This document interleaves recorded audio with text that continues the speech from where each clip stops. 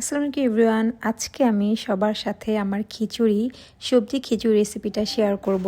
আর আজকের ওয়েদারটা ছিল বৃষ্টিময়, অনেক বৃষ্টি হচ্ছিল। তো এই বৃষ্টির মধ্যে সবচেয়ে মজাদার খাবার হচ্ছে আমার জন্য খিচুড়ি।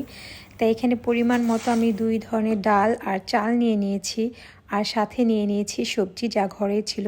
এখানে আলু, গাজর, আর সাথে আছে ছোট মটরশুঁটি যেটা আমার শাশুড়ি মা দিয়েছিল, আর ধনিয়া পাতা নিয়েছি, কাঁচামরিচ, পেঁয়াজ সব কিছুই নিয়েছি।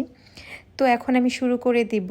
আমি একটা প্যানের মধ্যে একটু তেল দিয়ে নিলাম, ভালো পরিমাণ মতো তেল দিয়ে নিলাম, এবং সাথে দিয়ে দিলাম প্রয়োজনীয় মশলা, তেজপাতা, গরম মশলা, এলাচ, লবং এবং পেঁয়াজের সাথে আমি একটু আদা দিয়ে দিলাম, কারণ আমি একটু পেঁয়াজ আর আদাটা একটু ভেজে নিচ্ছি যেন ওইটা স্মেলটা না আসে, তাহলে একটু খিচুড়িটা খুব মজা লাগবে আর কি। তো এটার সাথে আমি দিয়ে দিলাম ধুয়ে রাখা সবজি, আমি ছোট ছোট করে কেটেছি যেন তাড়াতাড়ি সিদ্ধ হয়ে যায়। এখন আমি এটা কিছুক্ষণ একটু চুলায় ভেজে নেব যেন সবজিটা একটা সুন্দর রং আসে। এর সাথে সাথে আমি দিয়ে দেবো গুঁড়া মশলা, যেরকম হচ্ছে হলুদের গুঁড়া, তারপর হচ্ছে মরিচ গুঁড়া, সব কিছু আমি ভালো মতো দিয়ে কিছুক্ষণ নেড়ে চেড়ে মিক্সড করবো যেন সবজিটা একটু কষা কষা হয় এবং মশলার কাঁচা যে গন্ধটা আছে সেটা দূর হয়ে যায়। এরপর আমি দিয়ে দিলাম স্বাদ মতো লবণ, যার যতটুকু লাগে সেইভাবে ইউজ করতে পারেন। তারপর আমি দিয়ে দিচ্ছি ধুয়ে রাখা চাল আর ডাল।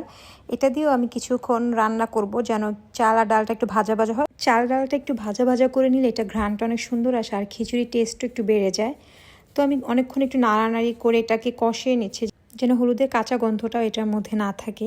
এরপর আমি এটার মধ্যে দিয়ে দিব পানি পরিমাণ মতো, এবং পানি দেওয়ার পর আমি কিছুক্ষণ খিচুড়িটাকে একটু নেড়ে চেড়ে আমি এটাকে ঢেকে রেখে দেবো যেন ভালো মতো চাল ডাল সিদ্ধ হয়ে যায়। তো ঢাকনা তুলে দেখলাম এটা এখনও সিদ্ধ হয়নি ভাবে। এর মাঝে আমি কিছু কাঁচামরিচ দিয়ে নিলাম যেন লাস্টে ফ্লেভারটা ভালো লাগে। তারপর আমি পেঁয়াজ আর রসুন ভেজে নিচ্ছি, এটা আলাদা করে আমি খিচুড়ির উপরে দিব। এটা দেওয়ার পর খিচুড়ি স্বাদ আরও দ্বিগুণ হয়ে যায়। এই তো দেখুন খিচুড়ি কালারটা দেখে কত ইয়ামি মনে হচ্ছে।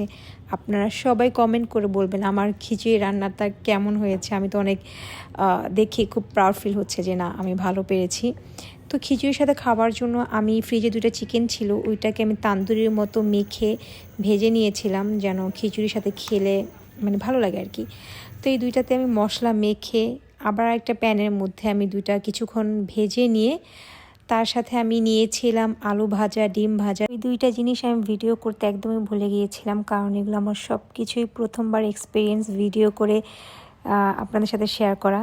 যাই হোক, আমার চিকেন ফ্রাই একদমই রেডি। এখন আমি গরম গরম খিচুড়ি খাবো। এই তো আমি আর সত্যি বলতে এটা কিন্তু আসলে অনেক মজা হয়েছিল। আমার কোনো এক্সপিরিয়েন্স ছিল না, মাকে দেখতাম খিচুড়ি বানাইতো, ওইভাবে আমি এটা দেখে দেখে ইন্সপায়ার হয়ে করেছি। সবাই অবশ্যই কমেন্ট করে আমাকে জানাবেন কেমন লাগলো আপনাদের কাছে।